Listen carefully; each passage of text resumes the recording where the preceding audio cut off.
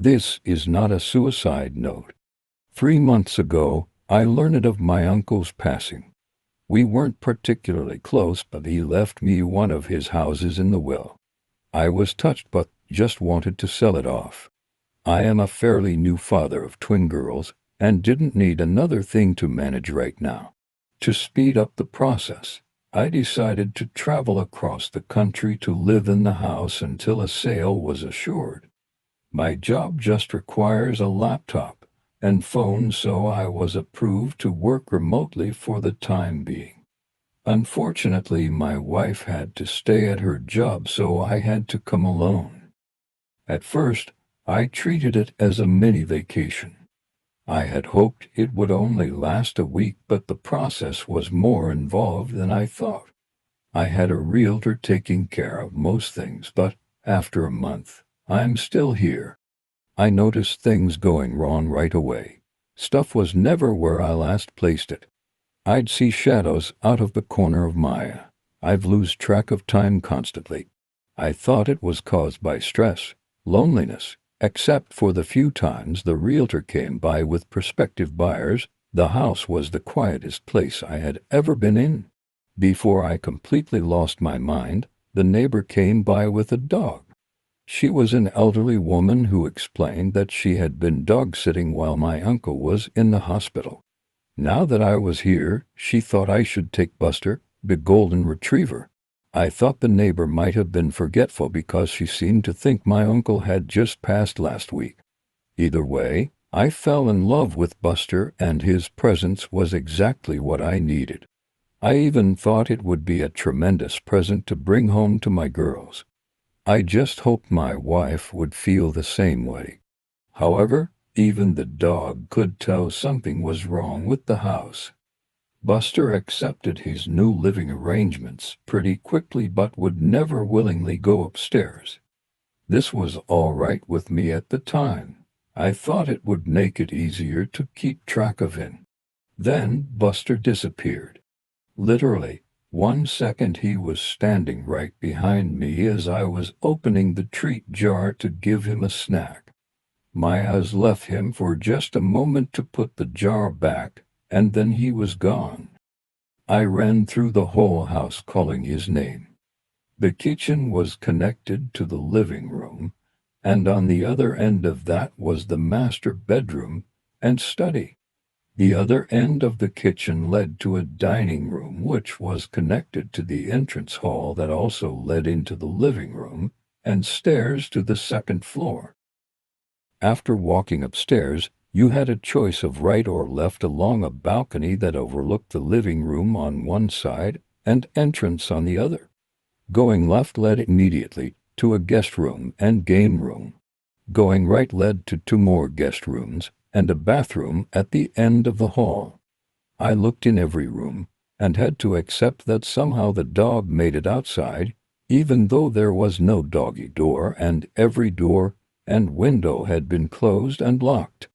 So I searched the surrounding neighborhood for another hour before giving up. I was thinking about making flyers when I opened the front door and heard Buster scrambling towards me from the kitchen. I was ecstatic, of course, but I just couldn't wrap my head around how I could have missed him. I let Buster sleep in the bed with me that night. In hindsight, it was a huge mistake, but it made me feel better at the time. Things picked up at work, though, and I soon forgot about all the strangeness surrounding this house. Clients called me constantly, but we were getting a lot done, and I landed multiple large contracts in a row. I was working around the clock, but I knew I'd be due a promotion once I returned to the home office. Several times I'd get lost in a phone call or a spreadsheet, and suddenly find that it was nighttime. I'd be so absorbed with work that I would block out Buster whining for food or to go outside. I started to set alarms to keep track, but I had too many important clients to slow down.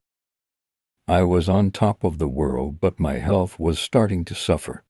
I'd forget to eat and even sleep sometimes. There was always something else to do or someone to talk to. I even got better at taking care of Buster, better than I was taking care of myself at least. Then my good mood ended with a bang. Literally, Buster was whining behind me as I finished another spreadsheet. Then we both heard a door slam upstairs. For the first time since I brought him inside, Buster ran upstairs by himself. I almost called the cops, but I felt silly with the phone in my hand. I started to doubt I had heard anything at all. And if there were an intruder, surely Buster would have been making more noise. So, I mustered all the courage I could manage and crept upstairs with frying pan as my weapon. It was dark upstairs, but enough moonlight was coming in from the downstairs windows for me to make out Buster standing in front of the bathroom. I had purposely closed every door when I last came through here looking for the lost dog, but this door was now wide open. I flipped on the hallway light, but nothing happened. With no better ideas, I raised my frying pan high and walked slowly to the bathroom. There was no window in here, so it was pure darkness inside. I was terrified. Bizarrely, Buster just looked frozen. His tail stood straight up, and he just stood there pointed towards the door. I tried to take it as a good sign that he still wasn't barking. That's what finally got me through the threshold and into the bathroom. The whole time my eyes had been getting used to the darkness, and the bathroom was too small for there to have been anyone there without me noticing.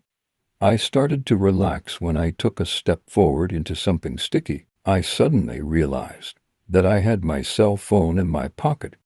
I pulled it out and turned it on to cast some light on the floor. I immediately dropped it at the sight of the bright red liquid that surrounded my feet. I fled the upstairs, and this triggered Buster to follow. This time I had no trouble calling the police. Thankfully, there was already a patrol car nearby, so 2 officers arrived within a couple of minutes. Their powerful flashlights cut through the darkness like knives, but they soon found nothing was wrong with the upstairs lights. Something did appear to be wrong with my pipes, though, as they called out from above that the puddle was just rusty water. Because of their insistence, I climbed up the stairs again and clearly saw a muddy brown puddle in the bathroom. The banging must have been from a pipe breaking. Both cops had a laugh at my expense, but were otherwise understanding. They even gave me a number of good plumber, though my cell phone was ruined after I dropped and left it in the puddle. I would have to use the one landline in the kitchen from now on. I let them out and promised to call the plumber first thing in the morning. Yet, as exhausted as I was, I couldn't go to sleep over that excitement, so I stayed up to draft some more important documents for my company. Before I knew it, Buster had made another mess in the living room. I was dead tired and said some things to Buster that maybe I shouldn't have, and I did some things to him that I know I really shouldn't have. I decided to do something about the stress I had been under, and I spoke to my supervisor that same morning. To my surprise, they were happy to let me have the week off as a sort of mental vacation. Just like that, all my outstanding work was taken away. With nothing else to do, I tried to focus on Buster. I played games with him and fed him a bunch of treats to make up for my earlier neglect. Then I found the first message. I didn't notice it for some time since I had been avoiding the second floor, but I realized that I hadn't actually called the plumber. Before doing so, I went upstairs to see if things had gotten any worse. Instead, I immediately saw a message written in red on the hallway wall. It read, "Losing your mind." For a second, I kinda did. I was scared to death at the thought that someone had to have sneaked into my house while I was there, probably when I was sleeping. I won't bear repeating everything I said or did right after. Let's just say I hadn't become any braver since the banging. Eventually, I unlocked my bedroom door and made my way to the kitchen with Buster leading the way. I called the police again. Those same 2 officers were able to show up, and then slowly we cleared every inch of the house. Yet, we found no one. Everything was locked. No sign of forced entry.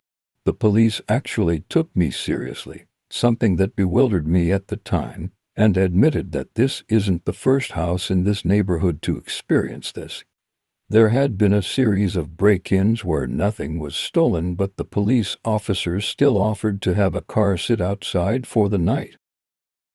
Even though I took them up on this, I soon realized that I'd never get to sleep tonight in this house. So I called my only friend in town, and really in the whole state, an old college roommate who coincidentally lived 30 minutes away. He offered to pick me and Buster up in a few hours, so I busied myself with packing up my suitcase.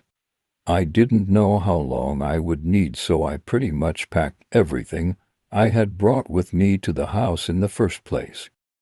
I left my room to pick up some doggy toys when my friend called to say he was waiting outside. I decided to hang up the phone and meet him immediately. I needed the human company, and he could help me move my stuff. But the driveway was empty. There was no friend, no car. I called him back immediately, and he insisted he was outside. I listened to him get out of his car and walk up to the front door. He knocked, and I could hear the door open and an elderly woman greet him. My friend asked for my name and mentioned my uncle. The woman said she had never heard of either of us. After thanking her, my friend left and asked me if I had gotten all that. I told him I must have given him the wrong address. He rattled off the correct one and confirmed he was there. After asking him to wait, and I left the house again. I walked out to the street and looked back at the numbers written on the curb and on the mailbox.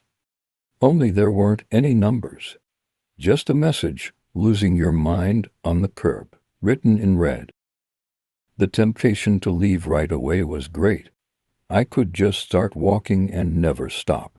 But I had to get my stuff and, more importantly, Buster, so I entered the house one last time. When I came back to the room, my suitcase was empty. Everything I had just spent the last hour packing up was back in its proper place. Despite how impossible this was, I focused on only one goal. We needed to leave. I put a leash on Buster and was shocked to see how haggard he was. I resolved to make it up to him when this was all over. I tried to leave out the front door like nothing was wrong, but I couldn't open it. The knob turned freely, but the deadbolt wouldn't slide back. I was really scared now, but Buster's presence helped. I knelt down to give him a hug, and he gave me an idea while licking my face. Whatever was happening, it sure wasn't the result of a maniac hiding in my house. Still, I didn't know what forces were actually opposing me, so I walked to the backyard and said loudly, "Well, Buster, time for a little walk." The glass door slid open easily. Buster bounded out happily. I guess it had been a long time since I let him outside. I followed more tentatively and, for the first time, examined the backyard closely. There was an iron fence surrounding the yard with another space between the bars that Buster could slip through. And then I saw it, a tree that grew too close to the fence and had several branches extending through and above it. I assumed the gate would be supernaturally locked, so this was my exit. Buster didn't need any prodding. He waited patiently for me on the other side as I painfully pulled myself up and over the fence. I was suddenly aware of how weak and tired my recent lifestyle had made me. When I was in the process of climbing down the tree on the other side, Buster growled once and then took off like a shot towards a nearby hill. I jumped down and gave chase. He disappeared over the top, and I scrambled to keep up on the surprisingly steep surface. Luckily, I found where someone had laid some stone bricks into the side for an easier way up. It was still steep enough that I had to focus on placing my feet correctly to keep from sliding, so I was looking down when my next reach up resulted in my hand grabbing carpet. Confused, I looked up to see the second-floor landing. I looked down to see the rest of the stairs that led to the entrance hall and living room of the house. Buster was nowhere to be found. Demoralized and dead tired, I crawled the final steps and just sat on the landing for a while, occasionally calling for Buster. Eventually, the kitchen phone rang. Whatever ghosts were messing with me, I realized they couldn't stop outside forces from helping. I tumbled down the stairs in my haste and landed hard on the cold tiles below. But I was only dazed for a second, and soon was in the kitchen with the phone in my hand. My wife's warm voice filled me with hope. She was concerned that she hadn't heard from me in a while. I couldn't recall the last time I had even tried. She was trying to tell me that my work hadn't heard from me in a week while I tried to tell her to call the police. Her words gave me pause, though. I asked, "What do you mean? I was given the week off." "Dear, I thought you were supposed to continue working as soon as you got there." Yeah, but they gave me a week off because of all the stress I've been under." "Wait a second, how long have I been out here?" "Honey, you've been gone almost 9 days now." My stomach sunk, but I didn't hesitate to say, "Listen, you need to call the cops. Something is wrong. I think I'm having a medical emergency." I had just been trying to come up with an excuse to limit the amount of follow-up questions, but I ended up realizing that this was actually the most likely explanation. Maybe I was just suffering from a gas leak or brain tumor. Ironically, either of those options seemed preferable than living in a haunted house. My wife asked, "Baby, what's wrong? Are you okay?" I thought I saw a shadow move out of the corner of my eye as I answered, "Yes, I'm okay, but no, I need help. There's something wrong about this house. You aren't making any sense. Just listen to me, call the police, and tell him my uncle's name. Tell them to come to this house, and an ambulance might be needed. Please help me. Please help you, pretty please, with a cherry on top." I stared at the phone in my hand as my wife's voice continued to come out of it. It sounded like her, but in a mocking tone I've never actually heard from her before. She said, "Does your tummy hurt? When's the last time you ate? I wonder what Buster tastes like." I slammed the phone down, but whatever it was on the other side was right. My stomach was hurting. I couldn't remember the last time I had eaten. On cue, I heard Buster whining from upstairs. Only after I started running towards the stairs did I notice just how bruised and sore my legs were from my spill down those steps. I pushed through the pain and climbed the stairs yet again. Buster was back in front of the bathroom, lying on his side and looking thinner than I had ever seen him. "Losing your mind" was written all over the hallway now, including on the ceiling and floor. I no longer had any doubt the messages were written in blood. Some of them were still dripping. I walked over and picked up Buster while a banging started at my front door. I would have jumped if Buster hadn't been weighing me down. I heard the front door open and whoever it was identified themselves as the police. I even recognized the voice as belonging to one of the officers who had visited previously. Why can't I remember his name? After calling out that I was upstairs, I turned with Buster and found the hallway stretched before me, many times its original length. Despite how thin he looked, Buster felt heavier than ever. I knew this was all just some sort of trick to not get me in touch with the police officer. I thought I must have really been talking to my wife. She had to have come through with calling the police, and the ghosts just distorted the end of the call. So I started my trek back to the stairs and shuffled my feet as fast as I could, yelling all the way. But then a voice answered, the police officer. A woman's voice, my wife's voice. I could hear her say, "I'm sorry, my husband wasn't feeling well. He's resting in the bedroom. Can I help you?" I screamed as loud as I could just to get attention, but it was no use. I heard the officer say, "I'd like to check up on him, all the same." Sure, come in, he's right through here." It was right out of a nightmare. I was sweating profusely while every step seemed to get me nowhere. I tried to speed up, but the hallway just stretched further. And then I heard a man's blood-curdling scream from downstairs. Suddenly the hallway snapped back, and I found myself somehow right at the top of the stairs. My momentum couldn't be stopped. I fell down the stairs and landed hard, on top of Buster. He howled in pain, but at least he was alive. I saw a long, thick trail of blood go around the corner and enter my closed bedroom door.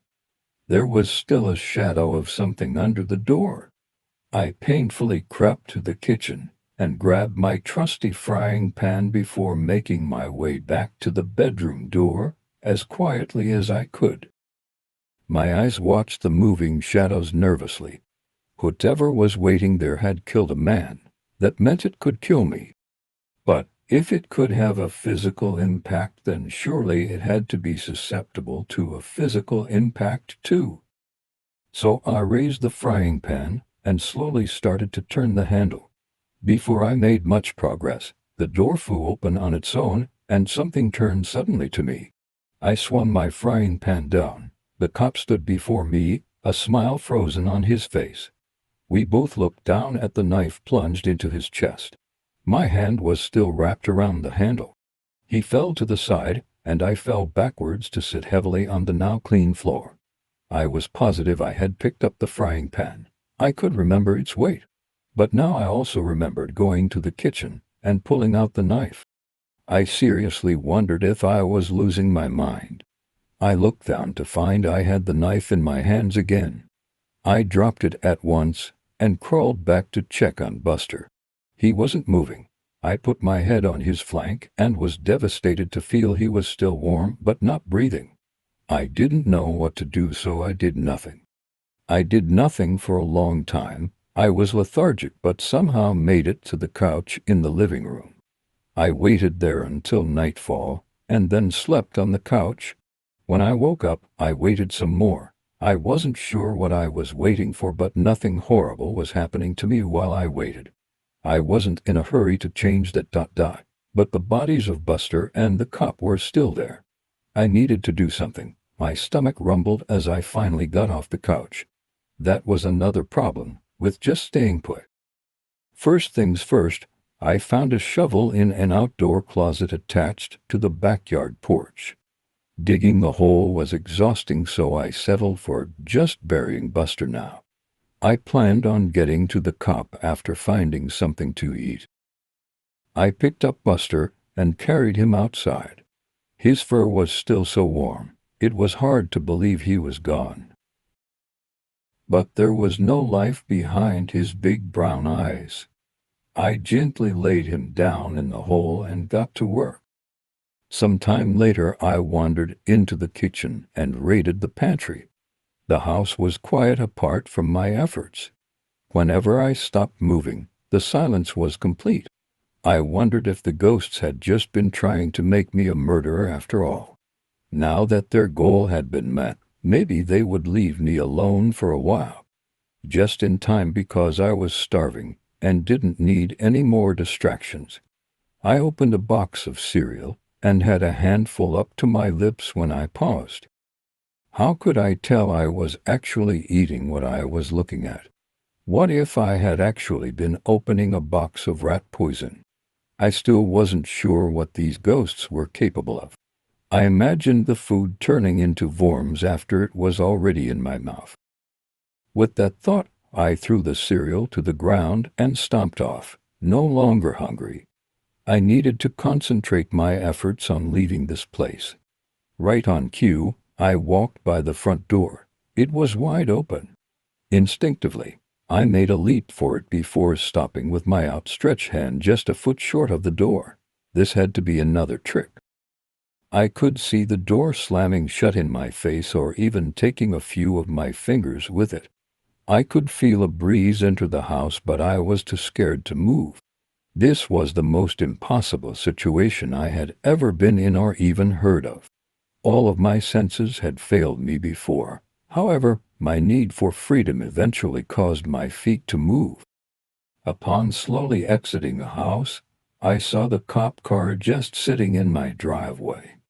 The door was unlocked, and the keys were sitting in the front seat. My mind went wild trying to explain the situation. Maybe the cop was secretly a murderer and had killed previous owners of this house. Maybe his sacrifice helped them move on. I couldn't think of any other explanation for my good luck at the time. So I just pushed my misgivings down and got in.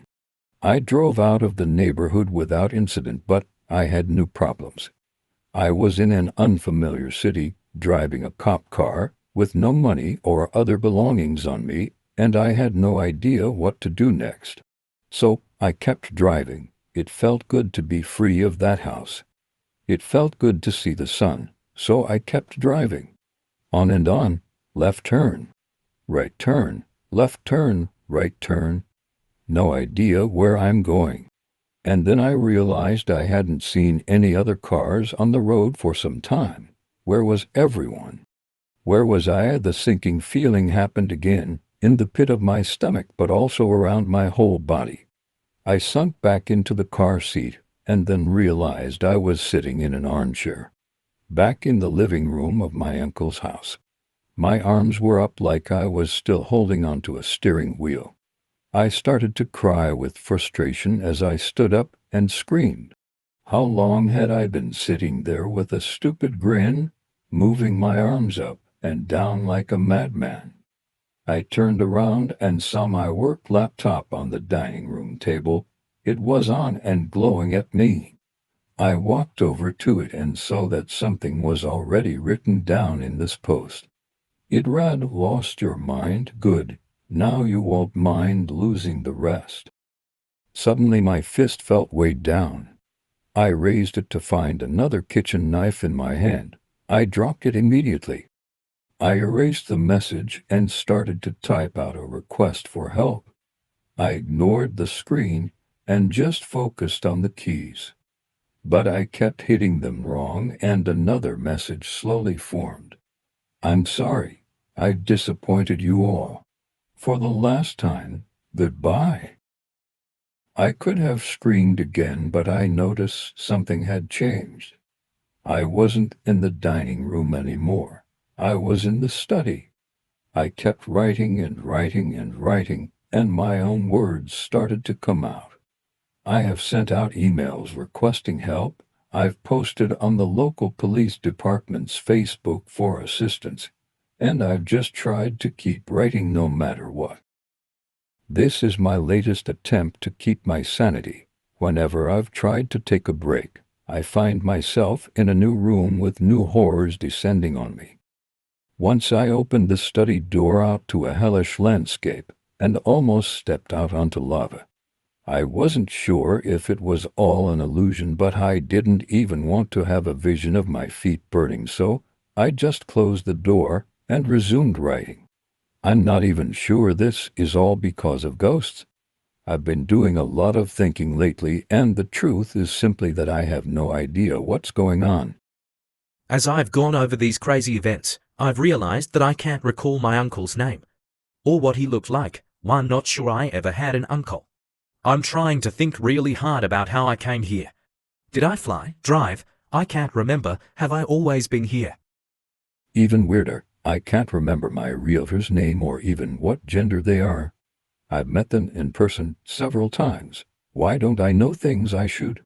I can't even remember the name of my daughters or my wife. Am I even a father? Am I even a person? I know I must be, because here I am writing in this small study. But now that I think about it, I can't remember who my parents are, what they looked like, or anything about my childhood. Now, I just remember this house and all the nightmares, waking and otherwise, I've experienced here. I'm feeling a lot like I was back in the cop car. I found a way forward, but I really don't know what to do next. This is not a way to live, and I'm getting more and more tired.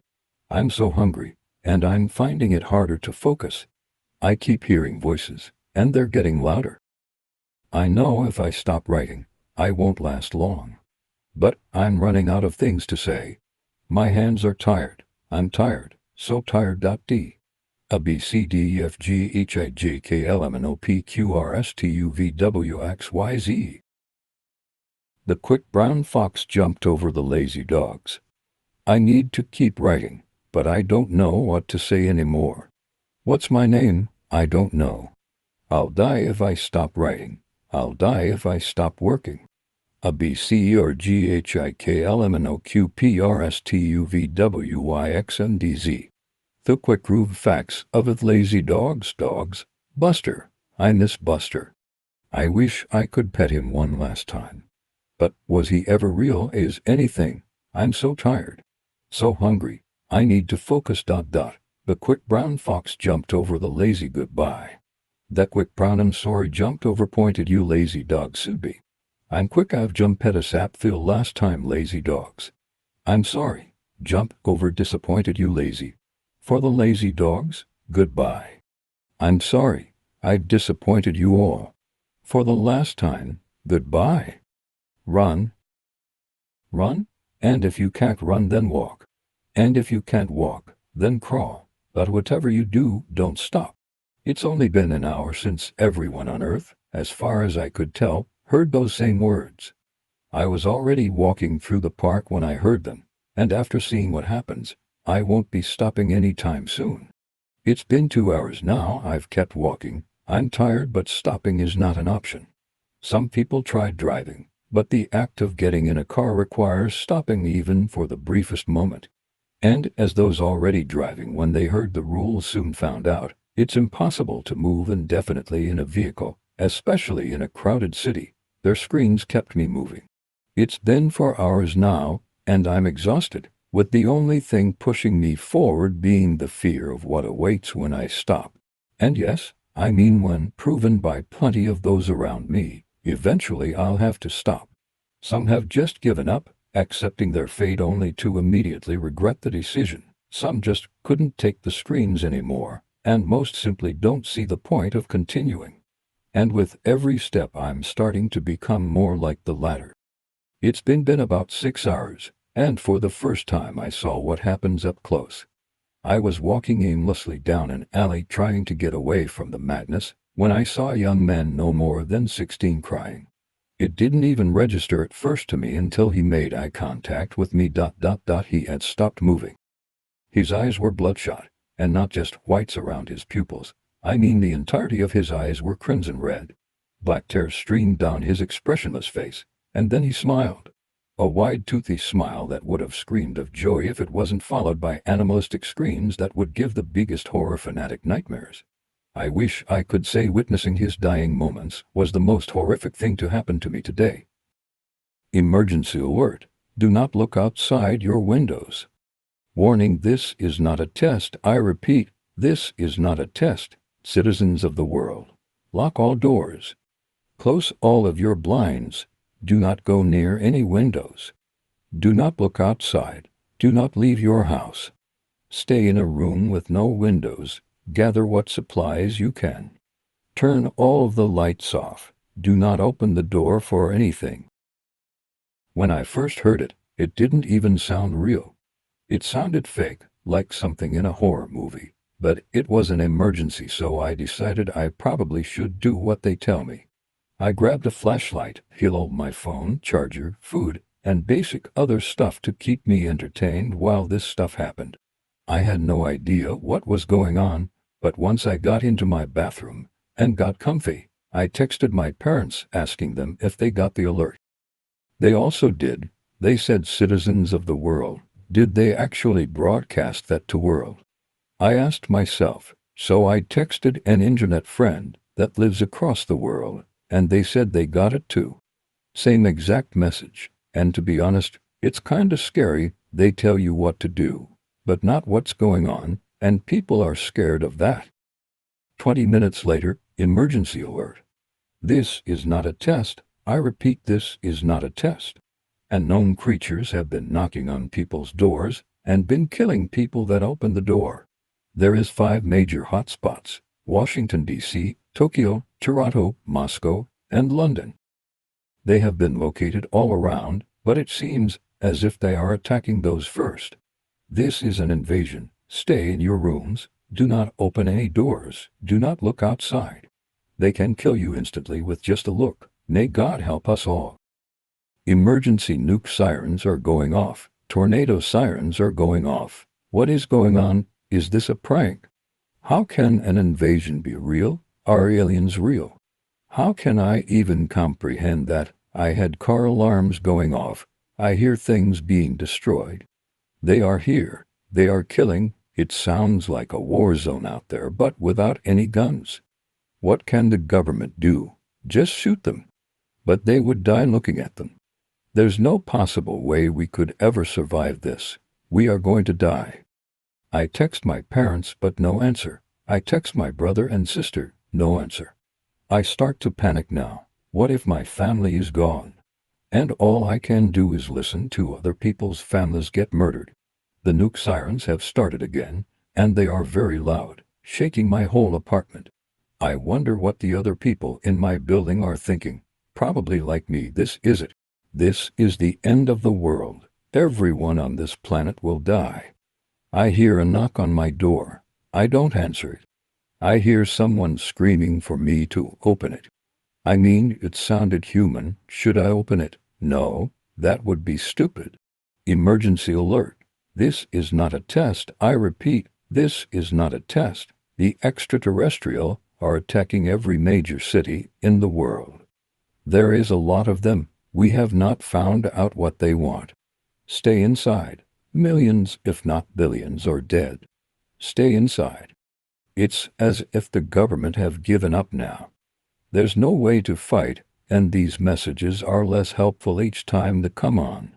If billions are dying, then I don't know how we can survive this. I mean, I have so far. But it doesn't sound like for long. I hear buildings being destroyed. I hear cars being destroyed.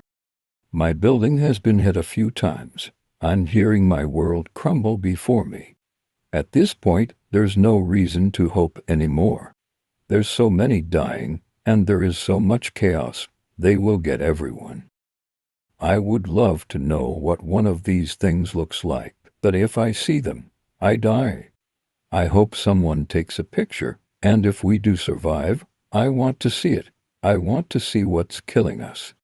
But the end is nowhere near, and I don't even know how many people we have left.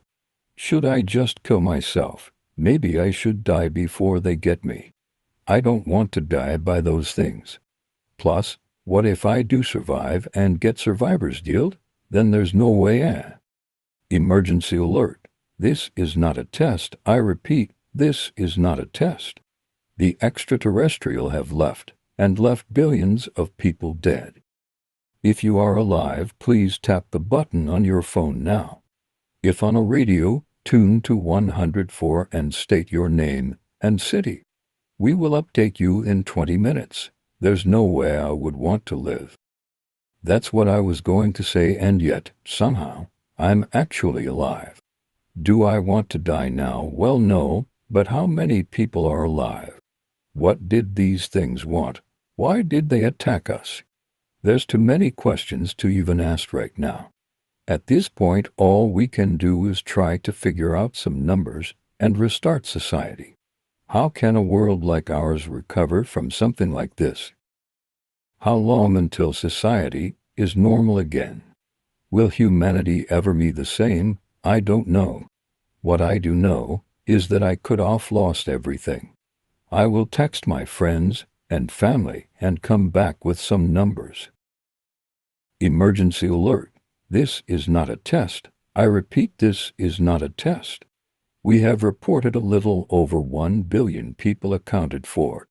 Not every country has the technology, so we will investigate those countries in the coming months. We do not understand what these creatures wanted, nor what they have taken.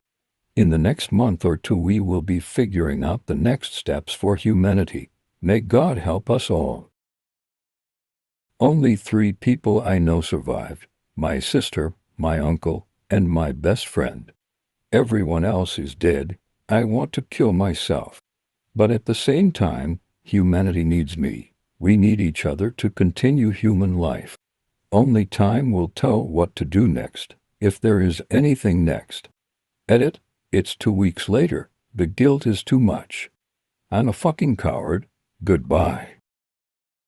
My son was diagnosed with something far worse than cancer. Mommy, my privates hurt. Was there any way for me to know how frightening those 4 words were at the time? Like any mother would do, I got on my knees. Let me see. My 5-year-old son pulled down his pants and showed me. As I looked, a shock of fear went through me. His testicles were red and swollen. I tried not to panic and thought about what it could be. Nothing, other than the worst-case scenario, came to mind. The night before, during bath time, his privates looked normal. What the hell happened? Trying my best to not scare my son, quietly, I told him to pull up his pants and put on his shoes. We arrived at the doctor's office 20 minutes later. After the examination, the doctor sent my son into the waiting room and called me in to have a private conversation. Private conversation, no pun intended. Is it bad? I asked. The doctor gave me a look that I had scarcely ever seen. As if what I just asked was the biggest understatement of all time. Is it cancer? Please sit down, he said. I haven't seen anything like this during my time as a doctor, that's for sure. I've already had a colleague of mine on the phone. We're gonna need an ultrasound. Tears welled up in my eyes. Tell me he's going to be okay.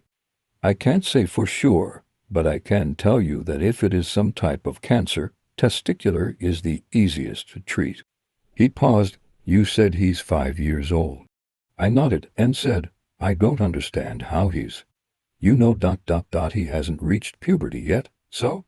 This can't be normal for a boy his age, can it? Before we jump to any conclusions, the doctor said, we need to see the ultrasound. Before paying for the visit, the doctor handed me a note with the date and location of the hospital where the ultrasound would be done. He also advised that I set an ice pack over my son's groin every 2 hours in case the irritation got worse. First thing the next morning, I drove to the address on the note and met with a man named Dr. Jasper Harris. Hello, he said to me, and then he looked down at my son. He kneeled to his level. Hello, what's your name? My son answered. The small talk was making me nervous. All I wanted was to get the procedure done and over with. The faster this would get done, the faster my baby would get back to normal. Dr. Harris led us both into a room and gave my son a hospital gown. I sat in the waiting room with a book while my son was scanned. Though I was looking at the pages, I wasn't reading. My mind was elsewhere, on my son. Later, Dr. Harris came into the waiting room with a dour look on his face. Come with me, he said. He brought me into a room full of medical computers. Please take a seat. He pulled up a chair next to a large screen. He then showed me the x-rays. Oh my God, I said and covered my mouth.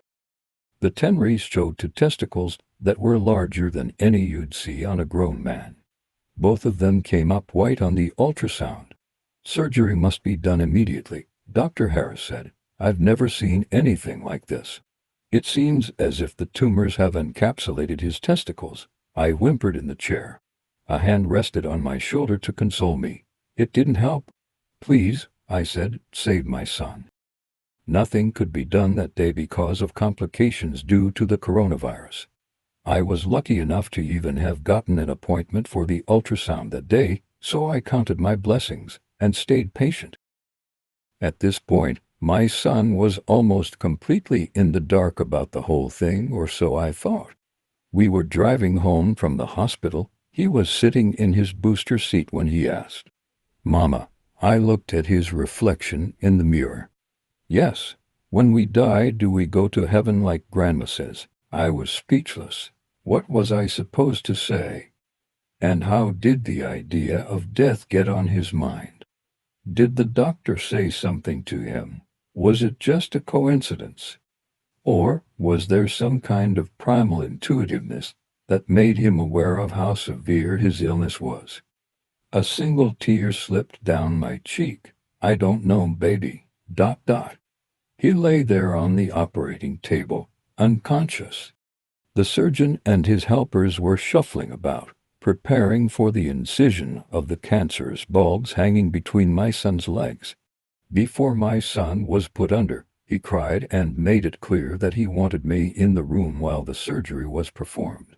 "I want you with me," he'd said. To me it sounded as if he hadn't finished the sentence. As if he was trying to say, "I want you with me in case I die." Mask and a pair of goggles, I was looking at my feet, waiting for the inevitable. Would he be a freak to his peers and outcast to society? Would he ever find someone to love him, not as a mother, but as a lover? These strange, unwanted thoughts floated in my mind like a rocket on a predetermined trajectory through the star systems of the cosmos. They told me not to watch if I didn't want to. I wasn't, but once I heard the scalpel cut through flesh, there was the sound. A wriggling sound, a sloppy, greasy, writhing sound. The bodies of the medical professionals surrounded my son so I was unable to see him. I stood on my toes but I still wasn't tall enough to see. "Oh my God," a nurse said. "What the?" The surgeon said through his covered face. Wet slapping sounds came. Something was dropping on the room's floor. Blood. The doctor and nurses stood back. One nurse yipped and dropped a stainless steel tool she had been holding. She ran out of the room, the doors swinging behind her. The sound of wet drips still came. I looked at the surgeon's feet. Something was wiggling on the floor. Snakes? No, too small for that. Centipede? No, they didn't have legs. As the surgeon and the remaining nurse moved away from the table, I was able to see everything. Everything. Cracked open like eggs. "Honey, breakfast is ready." "Coming, Mom." "Mommy, yes." My privates hurt. Parasite. Wet goo and slime from a world far beyond the comprehension of the human imagination spewed out from between my baby's legs. But no, let's not be too melodramatic. I'll just say it clearly and simply. My son's testicles had a nest of fucking worms inside of them. They writhed and squirmed and moved and slopped over the table, down to the floor, and over the shoes of the surgeon and nurse. And guess what? Next thing I remember was blackness. I fainted and cracked my head on the tile floor. I was removed from the room and woke up in a chair located in the large waiting area. I remember squinting because the chair I was sitting in faced the windows where the sunset was. Where was I? Right, the hospital, 3rd floor. A nurse with scrubs that were a size too small for her came over with a cup of water.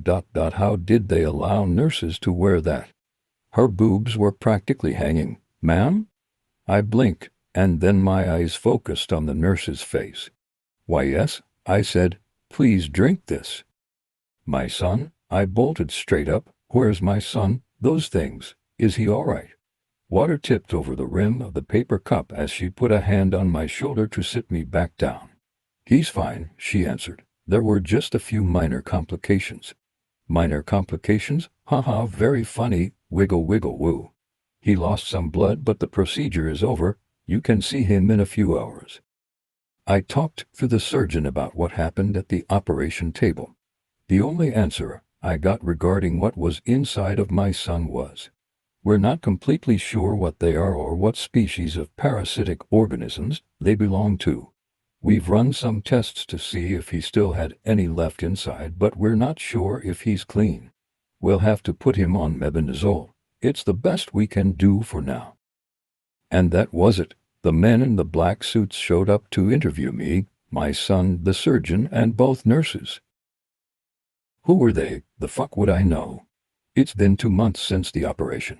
My son had to stay in a rehabilitation center for about a month and a half, which wasn't fun for either of us. I'm now on anxiety medication. It started the day after I took my son home for the first time in a while. I just lay awake at night worrying about him. Frequently, like every 5 minutes, I would get out of bed and go into his room to check on him. I wouldn't get any sleep, and I had to spend time away from work. Things have been hard lately because of it. Child support is next to nothing, no thanks to my ex-husband. At least it seems like the medication is working, so now I'm able to sleep. They sent my son home with a clean bill of health minus 2 testicles, or so they thought. I'm sitting in a waiting room once again. Yesterday, while eating a bowl of cereal and watching the idiot box, my son stepped out of his bedroom and shuffled into the kitchen. He said 4 words, "Mommy, my ass hurt." Don't Google yourself. Why? Because you may not like what you find. One day, I was bored and decided to search for my own name on Google. I have quite a rare name, so I didn't expect to find many results. Imagine how surprised I was when I came across a website that had my full name in the domain www.mynameclosingparenthesis.com. When I clicked the link, it brought me to a message board. I looked at the profile of the website owner and found out that the person was the same age as me and had the same hobbies and interests. There weren't any posts on the message board, but I was intrigued, so I saved it in my favorites. It was about a month later when I went back to the website. This time, it had more content. There were some diary entries, mostly random things like the weather was nice today or I'm so bored in work, things of that nature. However, as time went on, I began to notice more and more coincidences. The person lived in the same city as I did. It struck me as rather strange that two people with the exact same rare name would be living in the same city at the same time. At one point, I noticed that the contents of the diary were quite similar to my own life. One day, I went to a baseball game, and when I checked the website that evening, I found that the owner of the site had gone to the same ball game. At first, I didn't think much of it. After all, tens of thousands of people in the city supported the same baseball team. It began to seem like much more than a simple coincidence. Whenever I checked the website, I would notice little biographical details that seemed too close for comfort. For example, the owner mentioned their pet dog, and the dog's name was the same as the dog I had when I was a child. The website owner posted a picture of their car. It was the same model of car I had been driving when I was in college. They talked about eating at a certain restaurant. It was the same restaurant I had gone to all the time when I was working at my previous job. One day, when I looked at the message board, people had written messages to the owner saying happy birthday. That day, it was my birthday as well. I decided to write on the message board for the first time, just out of curiosity. I was going to wish the owner a happy birthday and tell them we had the same name. However, when I tried to write something, I realized that there was nowhere to type your message. It wasn't a message board at all, just a static page. That's odd, I thought to myself.